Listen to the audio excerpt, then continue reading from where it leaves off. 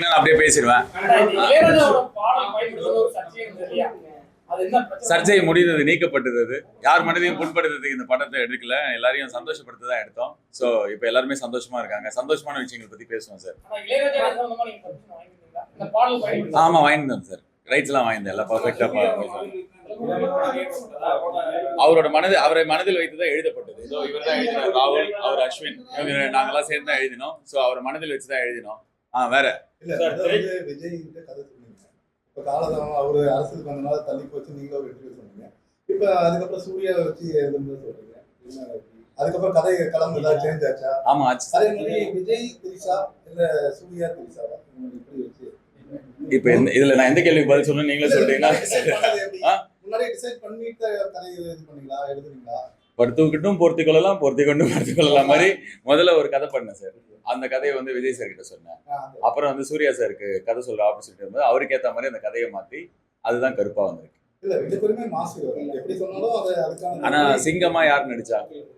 So அதுக்கு ஏற்ற மாதிரி மாறணும்ல. இப்போ விஜய் சார் வச்சு சிங்கமா பண்ண முடியாது, ஸோ சூர்யா சார் வச்சு பண்ண முடியும். ஸோ அந்த மாதிரி மாற்றங்கள்லாம் இருக்குல்ல. இப்போ இந்த வாட்டர் மெலன் இப்படி பண்ணார்ல, அது யார் பண்ணா? ஸோ அதனால தான் அதுக்கேற்ற மாதிரி ஆர்டிஸ்ட்க்கு ஏற்ற மாதிரி மாத்திருக்கோம். ஓகே, இப்ப முதல் நாள்ல அழுதிங்க, ரொம்ப வைரல் ஆச்சு. உங்களோட துக்கத்தை வந்து எல்லாரும் ஷேர் பண்ணாங்க. இப்ப வந்து 207 கோடி ரூபாய்க்கு மேல சந்தோஷத்தையும் எல்லாரும் ஷேர் பண்றாங்க. அதனாலதான் இந்த இவ்வளவு கூட்டம் பாக்குறோம். ஒவ்வொரு தேட்டரா ஒவ்வொரு ஊரா போயிட்டு வரோம். எல்லா இடத்துலயும் அந்த சந்தோஷத்தையும் பகிர்ந்துக்கிறாங்க. எல்லாருக்கும் பர்சனல் விக்டரியா ஃபீல் ஆகுது. அதாவது ஏதோ அவங்க வீட்டுல ஒரு பையன் ஜெயிச்சா மாதிரி தான் எல்லாரும் பாக்குறாங்க. ஸோ எனக்கு அது ரொம்ப சந்தோஷமா இருக்கு. எங்க டீமுக்கே ரொம்ப சந்தோஷமா இருக்கு. ஏன்னா இல்ல ஏதோ அவர் இதுக்கெல்லாம் படம் பண்ணதில்லை, இவர் படம் பண்ணது கிடையாது.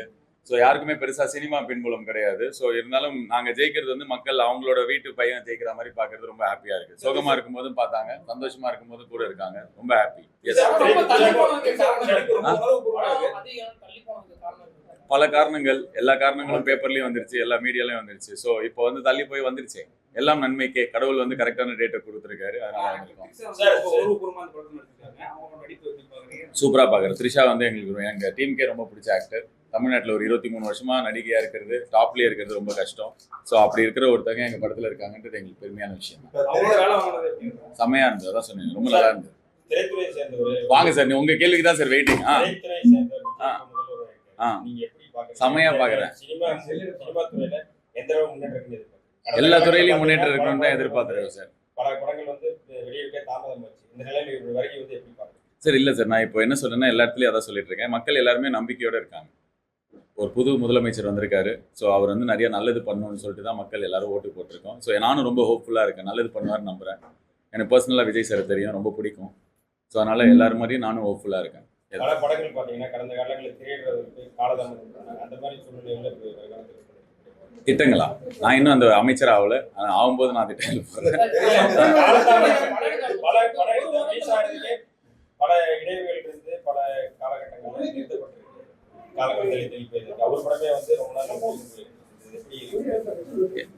அவர் கஷ்டமா தான் சார் இருக்கு. நான் அழுத இல்லாத மாதிரி தான் அந்த ப்ரொடியூசர் எழுதிருப்பாரு, அந்த படத்தை சேர்ந்தவங்க எழுதிருப்பாங்க. ஸோ கஷ்டமா தான் இருக்கு. எப்படி இருக்கும்னா கஷ்டமா இருக்கும். நம்ம என்ன சொல்றது அதுக்கு மேல? நீங்க கேட்டாலே பயமா இருக்கு. நீங்க அப்படின்னு சொல்லி இன்னைக்கு ஒரு டிமாண்ட் வச்சிருக்காங்க சிஎம். இப்ப 250 ரூபாய் கட்டணங்கிறது ஏற்படுதா திரையரங்குக்கு படம் பார்க்கறது? எங்க படத்துக்கு பழைய கட்டணம் தான் இருக்கும். உடனே அந்த முடிவு எடுக்க மாட்டாங்கன்றதுனால அதான் எனக்கு தெரியாது சார். வந்ததுக்கு அப்புறம் அதை பத்தி பேசுவேன். டிமாண்ட் என்ன வேணாலும் வைக்கலாம். ஓகே, இல்ல 250 ரூபாய் அமௌண்ட்ங்கிறது போதுமானதா? போதுமானதா? இல்ல எக்ஸஸா இருக்குங்கிற மாதிரி பப்ளிக் சைடு சொல்லுவாங்க. 250 இப்போ ஒரு படத்துக்கு ஒரு டிக்கெட்டுக்கு 250 ரூபாய் கொடுத்தா ஒரு 4 பேர் வந்து பார்த்தா எப்படி ஆகும்? 1000 ரூபாய் ஆகும். அது ஆகும். இருந்தாலும் அவங்க கமர்ஷியல் ரீதியா என்டர்டைன்மெண்டா வராங்க. ஒரு என்டர்டைன்மெண்ட்டுக்கு 3 ஹவர்ஸ்க்கு ஒரு 1000 ரூபாய் டைம் பணம் வந்து ஸ்பெண்ட் பண்ணுங்கிறது ரொம்ப கஷ்டமானது. ஆமா, கஷ்டமா. அவங்க டிமாண்ட் வச்சிருக்காங்க. அது அவங்களோட இவங்க சைட்ல இருந்து பார்த்தா இவங்களுக்கு எக்ஸ்ட்ரா காசு கொடுத்தா நல்லா இருக்கும். மக்கள் சைட்ல இருந்து பார்த்தா கம்மியா காசு கொடுத்தா நல்லா இருக்கும். ஸோ அதுக்கு தான் கவர்மெண்ட் இருக்கு. கரெக்டான முடிவு அவங்க எடுப்பாங்க. ஸோ எந்த முடிவு எடுத்தாலும் அது கட்டுப்படணும். ஏன்னா நம்மள சிட்டிசன்ஸ், லா அபைடிங் சிட்டிசன். ஸோ அதனால நம்மளும் கட்டுப்பட்டு அதுக்கு ஏற்ற மாதிரி நடக்கும். இல்ல கட்டணம் பத்தி என்ன சொல்றீங்க? அதான் இப்போ சொல்லிட்டேனே. இப்போ இல்ல அது அதிகமா கம்மியா அது உங்களோட தரப்பு இருக்கு சார். இப்போ நான் படம் எடுக்கிற இடத்துல இருக்கேன். இப்போ நான் வந்து எனக்கு ஜாஸ்தி டிக்கெட் விற்றா நல்லதுன்னு சொல்லுவேன். ஆனால் நான் மக்களாக இப்போ என் ஃபேமிலியோட படம் பார்க்கணும் அப்படின்னா கம்மி விலை எடுத்தா இது பண்ணணும்னு நினைப்பேன். ஸோ கவர்மெண்ட் தான் அதை டிசைட் பண்ணணும். கவர்மெண்ட் என்ன டிசைட் பண்ணாலும் அதுக்கு நம்ம இது பண்ணணும். 3வது கேள்வி கேட்டிங்கன்னா இதோட நீங்கள் 17 கேள்வி கேட்டிருப்பீங்க. இந்த